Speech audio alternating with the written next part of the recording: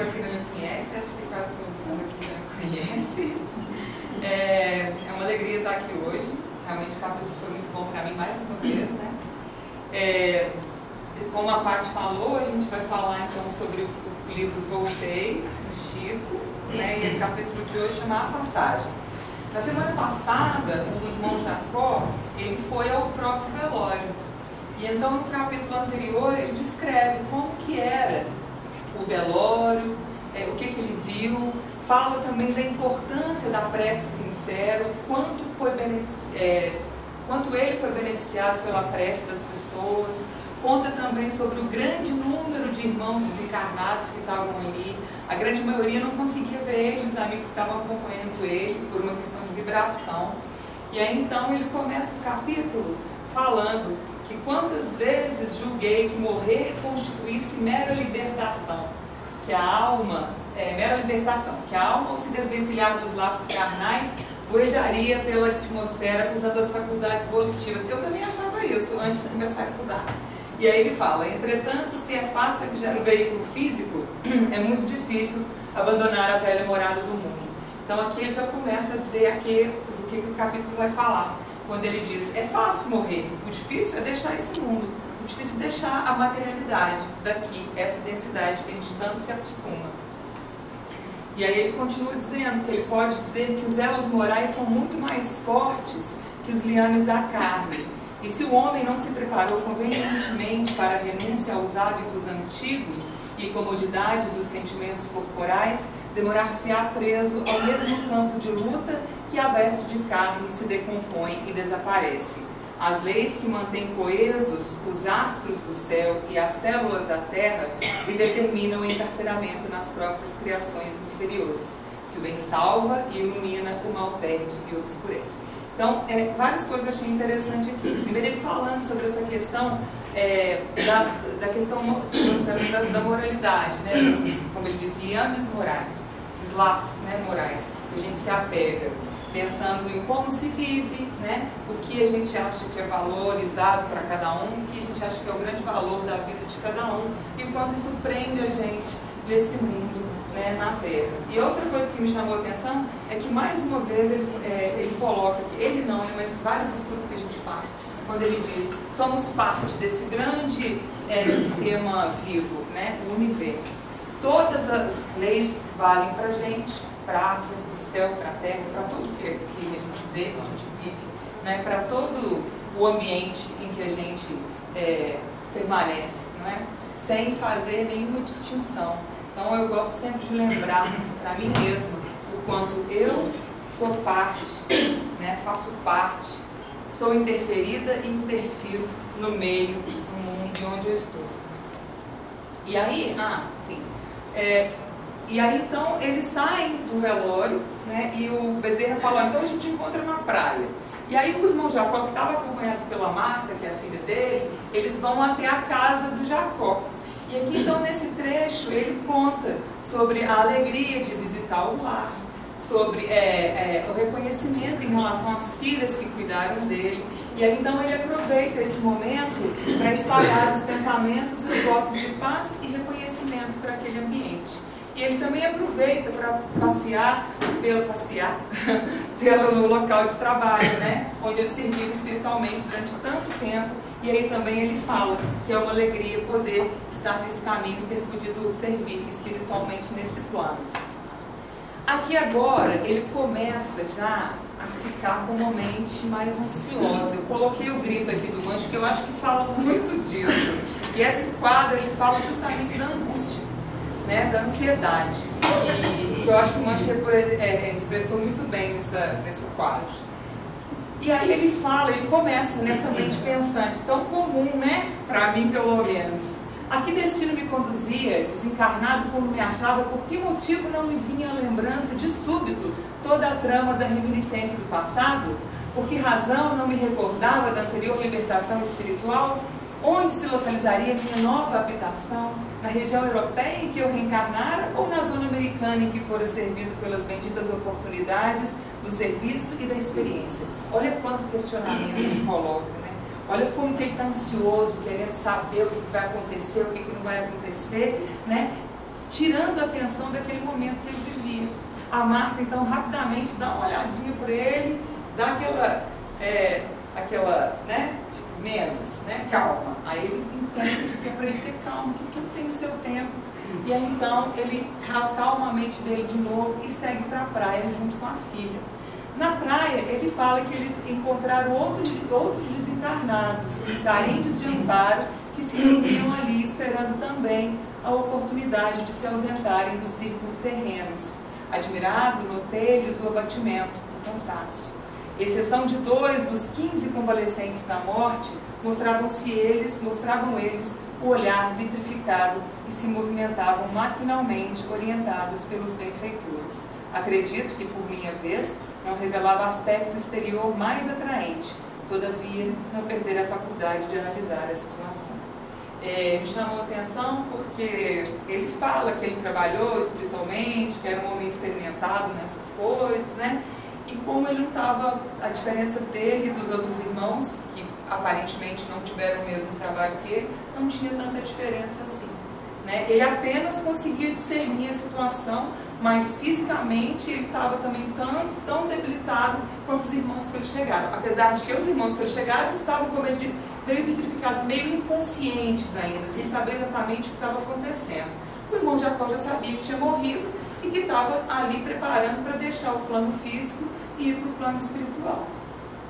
E aí então o irmão Andrade disse delicadamente que nem todos os socorridos se haviam desencarnado na véspera.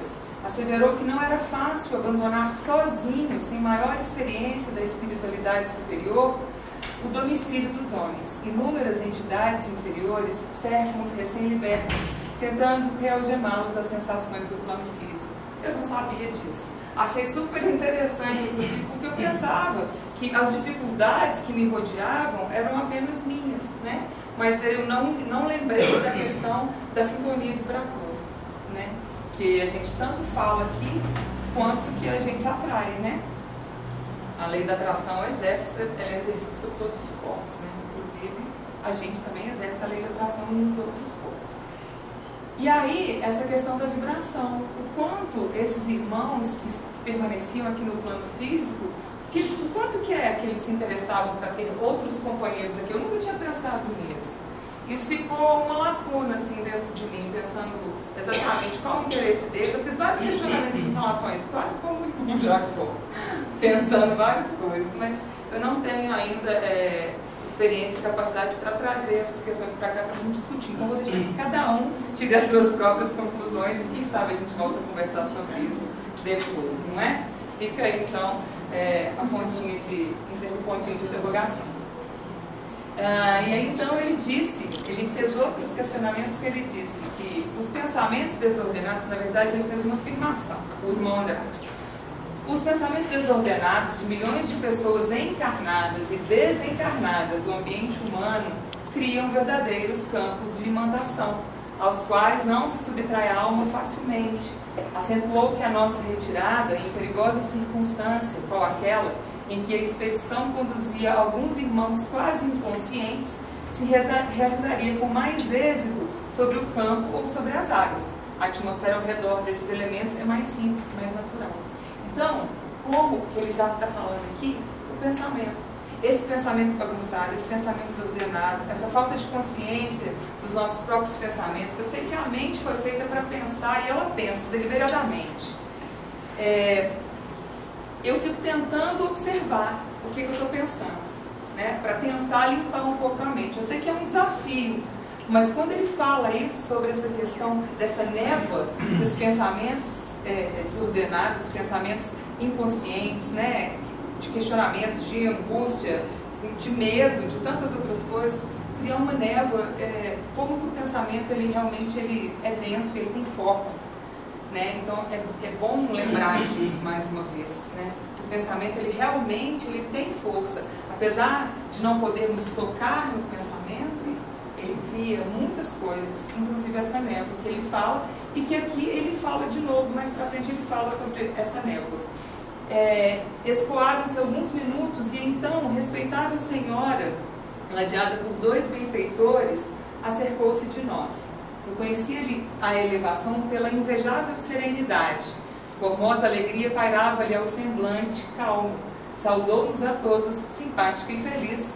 De todos nós, os recém-encarnados que ali nos reuníamos, era a única de cujo peito irradiava luz. A evidente superioridade que a distanciava de nós parecia afligi-la tal modéstia que lhe transparecia das atitudes. Ela também ficou incomodada, né, pela diferença de desenvolvimento dela em relação aos outros irmãos. E aí o irmão Jacó disse: confesso que, reparando aquela mulher de maneiras simples e afáveis, emitindo luminosidade sublime, inopinado sentimento de inveja me assaltou o coração. Marta, todavia, lançou-me um olhar de branda reprimenda, aquietando-me de pronto, ponderando os sacrifícios a que fora por certo conduzida a bem-aventurada criatura que me impressionava tão fortemente para conquistar o precioso atributo. Ele então lembrou rapidinho, né, que ela estava naquele lugar, não era de graça. Ela fez o caminho dela, né? Ela passou pelas provas, pelo caminho que ela tinha que executar para estar naquele lugar, para conseguir essa irradiação luminosa que ela trazia nesse momento. E aí então o irmão Jacó fala que, dono de enorme cabedal de informações sobre os maléficos efeitos da emissão mental menos digna, busquei a recuperação própria, reconciliando-me apressado comigo mesmo em face da venerada educadora, cuja superioridade quase me feriu. Rearticulei as ideias do bem, dando-lhe curso intenso na atividade interior. Então, outra coisa que eu achei interessante aqui é porque o pensamento que ele emitiu já foi, né? Mas o que ficou com ele? Esse sentimento de inveja que foi despertado dentro dele, né? Ficou com ele. E aí ele fala aqui: busquei a recuperação própria, né, para tentar amenizar aquela situação em que ele havia se colocado. E aí então o Bezerra de Menezes, que estava acompanhando esses irmãos, ele anunciou que guardariam surpresas dolorosas na hipótese de não saberem manter serenidade e desapego. À exceção da irmã que a nós se reunira por último, não detínhamos o poder da irradiação luminosa, condição de garantia ao êxito da defesa contra qualquer assédio das trevas. Então, aqui, de novo, ele fala sobre essa questão do pensamento, sobre o quanto é importante estar atento, estar alerta ao que estava pensando, principalmente nesse momento. Ainda mais, tinham vários irmãos que estavam inconscientes. Então, essa defesa desse pensamento mais positivo, né, desse pensamento mais ordenado, ela precisava ficar mais forte, né? Porque nem todos estavam conscientes dessa situação. A maioria deles estavam inconscientes.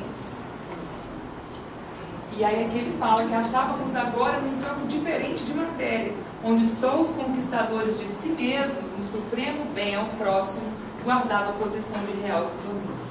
Aí eu lembrei mais uma vez sobre a importância do autoconhecimento, né?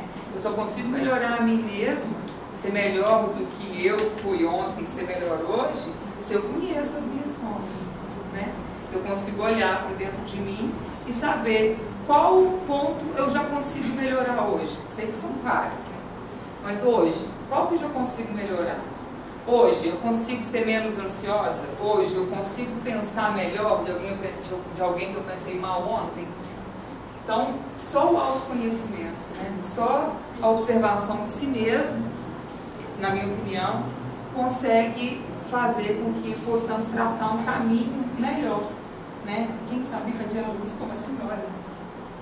E aí então eles se preparam para ir para o plano espiritual. O irmão Jacó descreve que cada um dos irmãos tinha um outro irmão, um companheiro espiritual já experimentado no plano espiritual, que acompanhava cada um deles. Ele fala que era mais ou menos 2/3 a mais do que os recém-desencarnados, esses irmãos. Então nenhum recém-desencarnado estava sozinho. Todos eles estavam acompanhados de pelo menos 2 irmãos que amparavam esses recém-desencarnados. E aí ele disse que a capacidade de volitar está intimamente associada à força mental, porque após sentida a oração do superior, começamos a flutuar acima do solo, guardando comigo a nítida impressão de que o vigoroso pensamento de Bezerra nos comandava.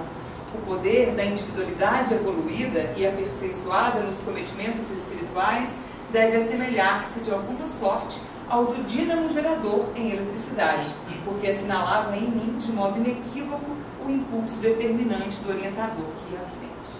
Mais uma vez o pensamento, né? O pensamento, a vibração elevada, a força da oração sincera, né? Foi o que os ajudou, o que conduziu eles a volitar. Ô Cissa, me lembrou um capítulo do Nosso Lar, que logo mais no final do livro, o André fala que até então ele não tinha conseguido ainda. E ele até fala que eles usavam aqueles ônibus, assim, chamados exatamente, o aerobus. E aí que ele descobriu, mas isso no final do livro, ele já estava no momento dele já muito mais evoluído, né? Tinha caminhado muito mais do que quando ele começou.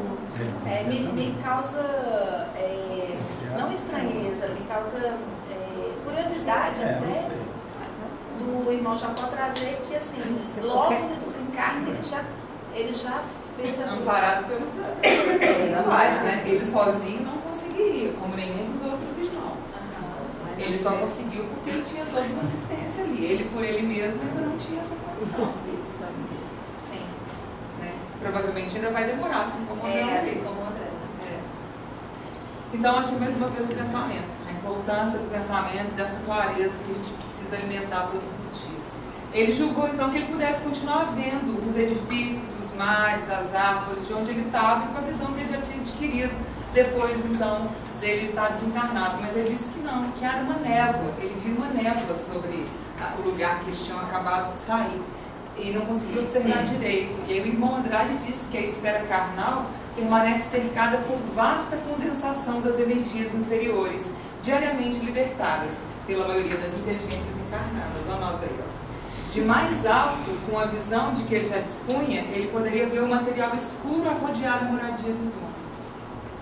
Pensamento, gente, que está fazendo isso. Olha que bafo.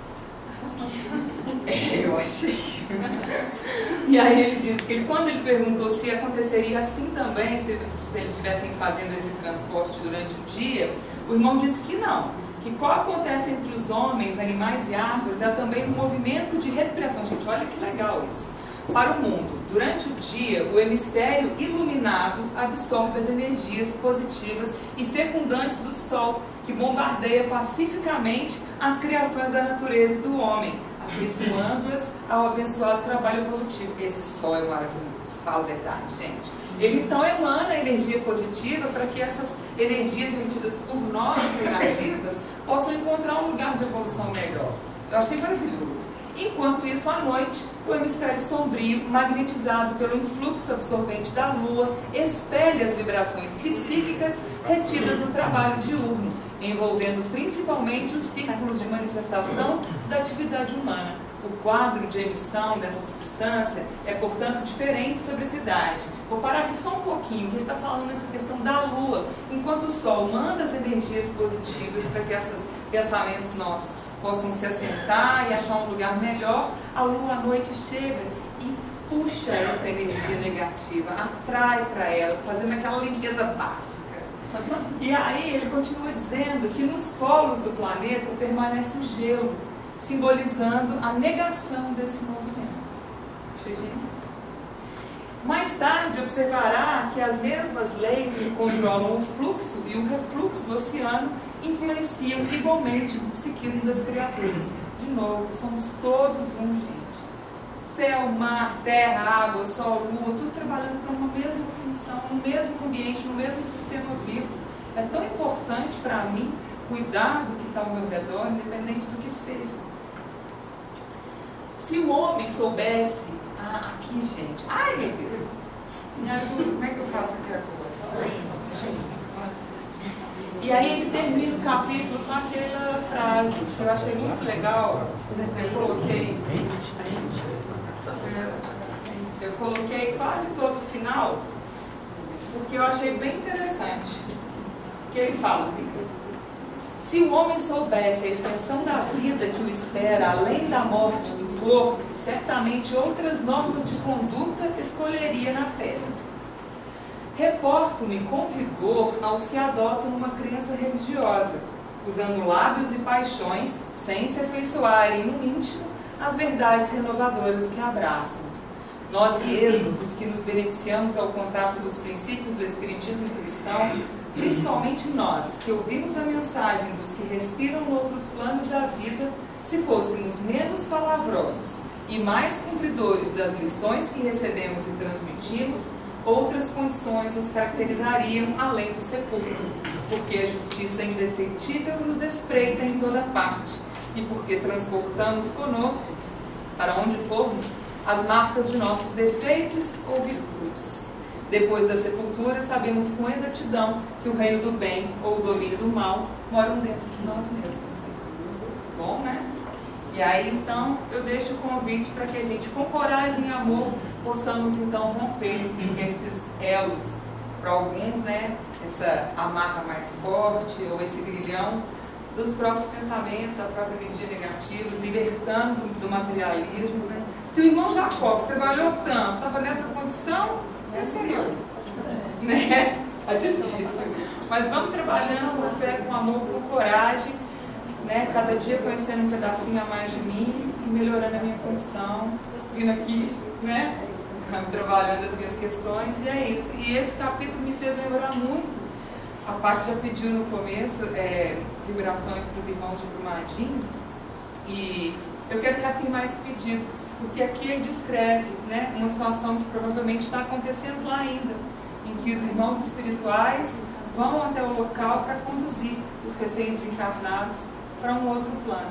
Então, que a gente possa elevar os nossos corações ao alto, que Maria Madalena, Cristo e quem quer que vocês queiram nominar, possa então receber as nossas vibrações de amor e de sustentação para que as coisas possam se ajeitar o mais rápido possível, na medida do possível e com o merecimento de cada um de nós, né? Afinal de contas, o capítulo falou o tempo inteiro que somos um só, todo mundo faz parte de tudo o que acontece, não é? Alguém quer falar alguma coisa? Falei tudo. Obrigada, gente, por casa. Agora é a Thaís.